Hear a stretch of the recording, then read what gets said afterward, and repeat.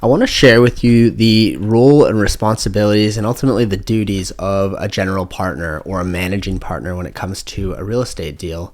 So you've got your money partner your money partner or money partners, and you have a managing partner, the person who does all the work. So the question is what is that work that person is doing? So whether you're doing deals on your own or you're doing it with a partner who's taking care of everything, it's good to know what is involved in all this, and ultimately what are the things that get listed in a joint venture agreement. So this is a bit of a video to discuss what the joint venture agreement looks like and what gets listed in the joint venture agreement. Remember, the joint venture agreement is very similar to a shareholders agreement when it comes to, if you were to start a company, you have a shareholders agreement that stipulates the roles and responsibilities and how everything works, how to get in investments out of them, all those details. How does payments get paid out? How do dividends get paid out? How does the cash flows work? How does the statements work?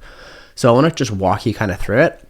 On the site, you can actually download a basic presentation on the duties of a manager, which you'll be able to see. But I'm going to actually attach the joint venture agreement template so you can kind of get an idea of what would go into a traditional joint venture agreement.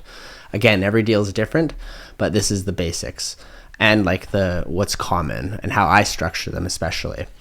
So I'm going to read the duties of the manager here, starting here. The parties hereby appoint the manager to conduct, supervise, and in all other ways take care of the required operational duties related to the property, including banking, bookkeeping, accounting, rent collections, property management, or managing property managers and hiring them, tenant relations, payment of bills, insurance, etc. The manager shall cause to be kept true and correct the accounts, books, records, according to the property accounting practices, and shall be open to inspection by any party during the normal business hours. The manager may delegate some or all of his responsibilities. So if you're doing if you're doing renovations or there's some kind of maintenance required, managing all those tradespeople, dealing with fees and paying out all these different tradespeople if you need to, basically being on call for the investment. So that's a basic overview. So I'm going to kind of step-by-step walk through what a real estate expert does, or what are my responsibilities when it comes to managing my properties, right? So number one is the property search.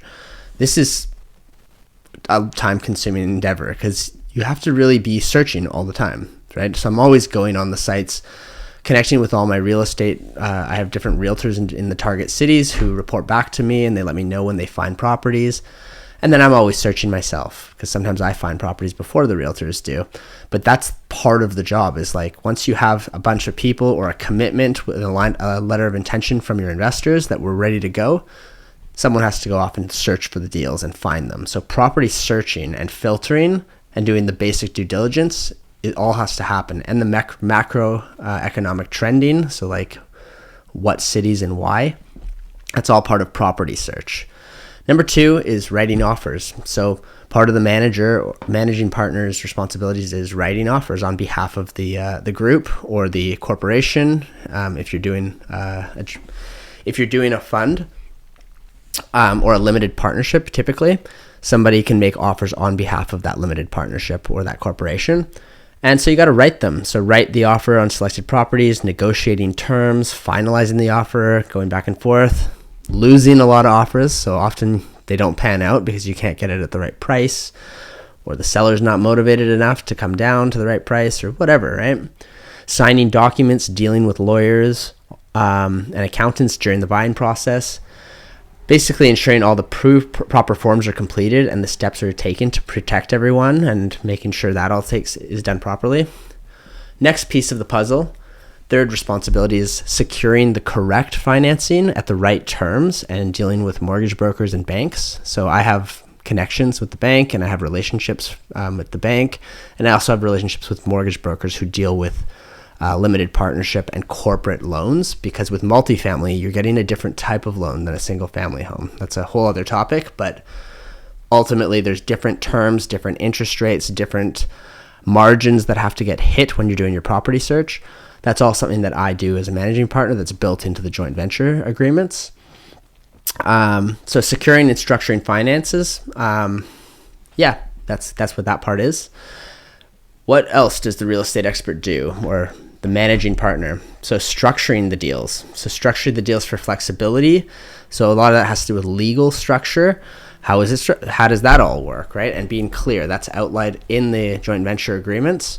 With this type of investment, what makes it attractive for the investors is that as the managing partner, I make sure the investors get paid back before I make any money. So before I collect a share of my earnings or my share of the deal, the investors, it's important to me that they get paid back, and then we split the profits, right? So if the initial investment from an investor is 200 grand, I want to get that back to my investor before I take profits. And then we can keep holding the deal. Often that money can get out through refinancing, but nonetheless, investors should make money before I do. That's part of how I structure deals. So there's a lot of ways that you can do that, and that's all recorded in the joint venture agreement. Completing the bookkeeping. The fifth thing, so all the bookkeeping needs to be tracked, and you have to have a good system for that. I have financial templates and all that stuff that I've been working with for years and refining, and I have a really good system now for all my own bookkeeping. Or if I hand it off to a bookkeeper, I have a system that they fill out, and that just keeps everything in check with cash flow statements, balance sheets, income statements, that kind of stuff. So that's the bookkeeping, and then reporting as well, which we'll get to. Number 6 would be record keeping. So keeping good records of the books. I have a whole Google Drive system that I use to do it, and making sure that all the investors are up to date with how that's being done so that there's true, clear transparency basically at all times. Statement preparation is number 7, and that's the reporting. So preparing everything for tax. Also, I don't do that part, but like making sure the accountants can get all that stuff in order for the investors and myself. And filing statements if needed for the property quarterly or yearly, depending on what it is and what province it's in or what jurisdiction. And yeah, reporting follows filing of statements. So usually I do quarterly reporting so all the investors see how the performance of the property was. Quarterly is usually enough. Some people want it more, but usually quarterly gives you an outlay of how much debt we paid down, how much did we increase rents, how much cash flow was banked. You know, it's good maybe every couple of years too to get a reappraisal, or maybe every year even get a reappraisal to see how much the value of the property has gone up based on the rent increases and whatnot.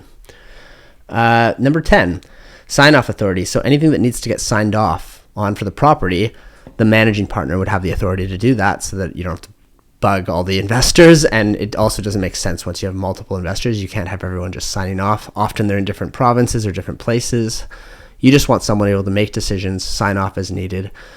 Like, for instance, if you have a 10-plex and then you have you need to pay a plumber or you need to sign off on a bill, you don't want to bother people. That's the whole point of this type of investing, is you have your passive investors and then you have a managing investor who has to do the things, right? Whatever comes up. Annual budgeting is number 11. So operating budget, capital budgets, cash flow budgets, everything to do with that stuff. Usually I do that personally. I like to do that in December before the year starts. I like to have all my budgets completed, and then I'm starting off the new year with a clean slate and I know exactly what my plan is. What else? D is number 12 would be team management. So managing all the people that you have to have in your Rolodex of connections and relationships. So over the years, I've built a lot of relationships, which makes me more effective. Obviously, as you get more trustworthy people that you can rely on, I like to personally deal with all my relationships with as many investors as possible. So people, like, I want my real estate agents, for instance, to own rental properties. That's just one of my things I want in my system. Like, I don't like people who don't own rental real estate to be sending me rental real estate, because how much can they truly know about what a good deal is?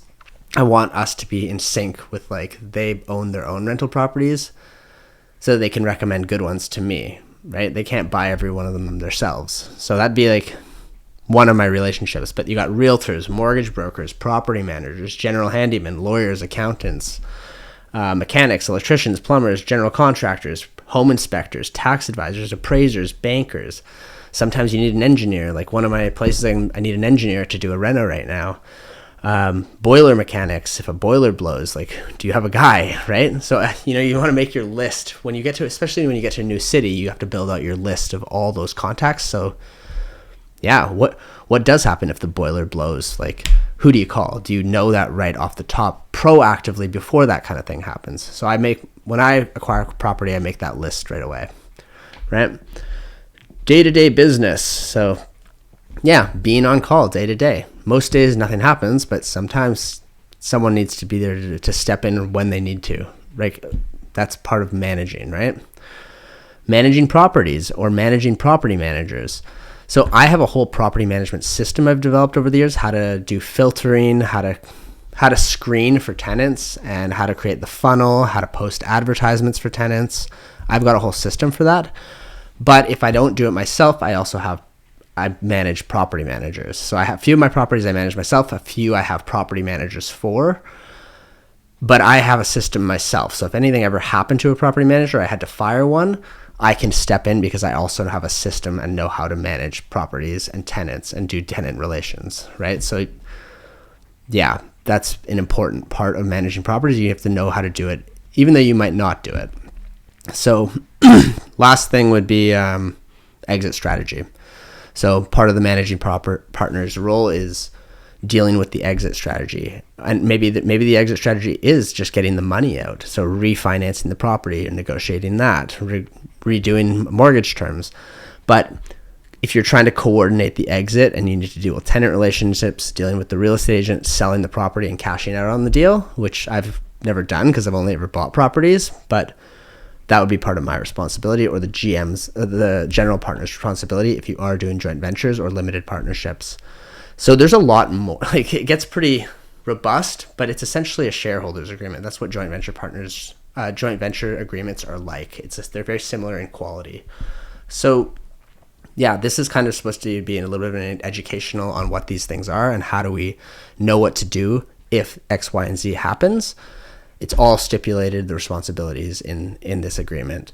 So again, I'm going to include a template example for your own learning and growth, and that's it for this one.